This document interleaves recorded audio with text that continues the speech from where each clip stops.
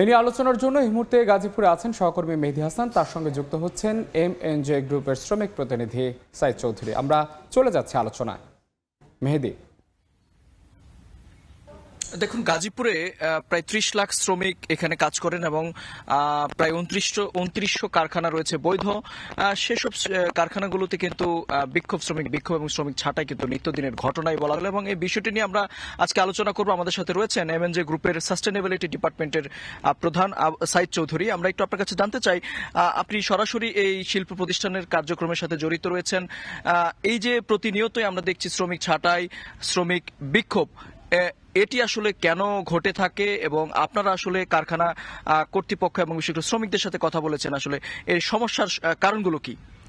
অনেক ধন্যবাদ। আসলে যেটা হয়েছে যে কিছুদিন ধরে আপনারা জানেন যে বিশ্ব কিন্তু অস্থির।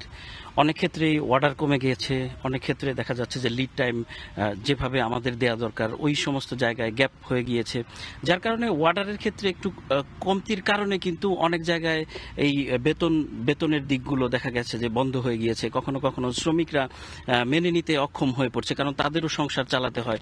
বিভিন্ন ধরনের প্রবলেমগুলো একীভূত হয়ে কিন্তু এই জায়গাটা তৈরি হয়েছে।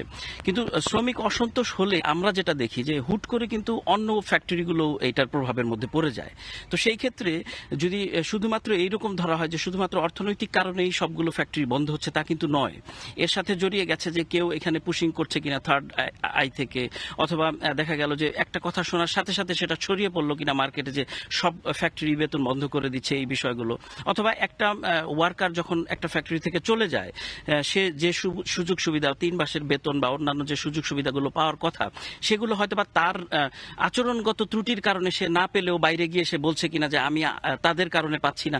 অভিযোগগুলো আসলে কন্ট্রাডিকশন হয়ে যাচ্ছে। আসলে এই অভিযোগগুলো থেকে সঠিক জায়গাগুলো বের করার জন্য বিশ্ব থেকে কিন্তু ILO, বেটার ওয়ার্ক, এই বিষয়গুলো ফ্যাক্টরির সাথে নেগোসিয়েশন করে থাকে বিভিন্ন ফ্যাক্টরির সাথে। এখন নন কমপ্লায়েন্ট যে ফ্যাক্টরিগুলো আছে তাদের ক্ষেত্রে বাংলাদেশের কলকারখানা অধিদপ্তর, পরিবেশ অধিদপ্তর বা BGME, BKME কিভাবে সমঝোতা করলে সব ফ্যাক্টরির স্ট্যাটাসগুলো সবার কাছে পৌঁছবে এবং তারা অনলাইন ভিত্তিক একটা যদি মনিটরিং সিস্টেম করতে পারে যে আসলে সব ওয়ার্কার বেতন পাচ্ছে কিনা এবং তারা পেলেও আসলে তাদের অধিকারগুলো সঠিকভাবে তাদের পর্যন্ত পৌঁছেছে কিনা, এই বিষয়গুলো যদি চালু করা যায় তাহলে আমার মনে হয় এত অস্থিরতা একটা পরিবেশ তৈরি হওয়া কথা না এই সময়ে এসে। দেখুন, আপনি যে বিষয়টি আলোচনায় এসেছে যে ঋণ জালিয়াতির একটি তথ্য আমরা পেয়েছি যে অনেক ব্যাংক, অনেক প্রতিষ্ঠানের হয়তো বা অ্যাসেট না থাকার পরও তারা অতিরিক্ত ঋণ নিয়ে থাকে। এর ফলে আসলে এই ধরনের ঘটনা ঘটে থাকতে পারে বলে অনেকে ধারণা করছে। তো আপনি নতুন সরকারের কাছে এই ধরনের ঘটনা যেন পুনরাবৃত্তি না হয় কি বলবেন, আসলে কি করা যেতে পারে? একেবারে খুবই ভালো কথা বলেছেন। এখন দেখেন যে ফ্যাক্টরিগুলোর অ্যাসেট কম,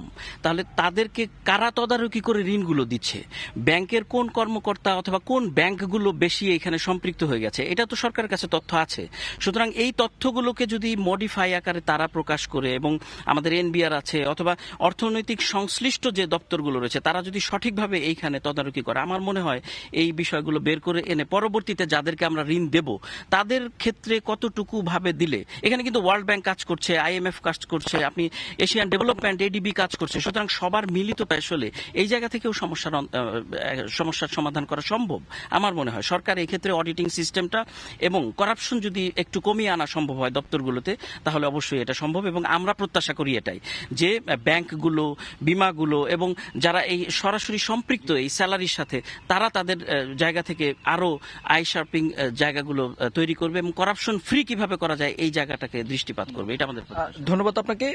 যেমনটা আমরা আলোচনায় ছিলাম এবং তার পাশাপাশি একটু জানিয়ে রাখতে চাই যে এখানেও কিন্তু অর্থ পাচারের একটি বিষয় বলা হয়ে থাকে, বিশেষজ্ঞরা বলে থাকেন এর মাধ্যমে, অর্থাৎ এই শিল্পাঞ্চলের মধ্য দিয়ে, অর্থাৎ সবকিছু মিলিয়ে শিল্পাঞ্চলে স্বস্তি ফিরুক এমনটাই প্রত্যাশা করছেন সকলে। তো এই ছিল গাজীপুর থেকে আমার কাছে সবশেষ তথ্য। গাজীপুরে বন্ধ হওয়া কলকারখানা নিয়ে আলোচনায় যুক্ত ছিলেন সহকর্মী মেহেদী হাসানের সঙ্গে শ্রমিক প্রতিনিধি সাইদ চৌধুরী।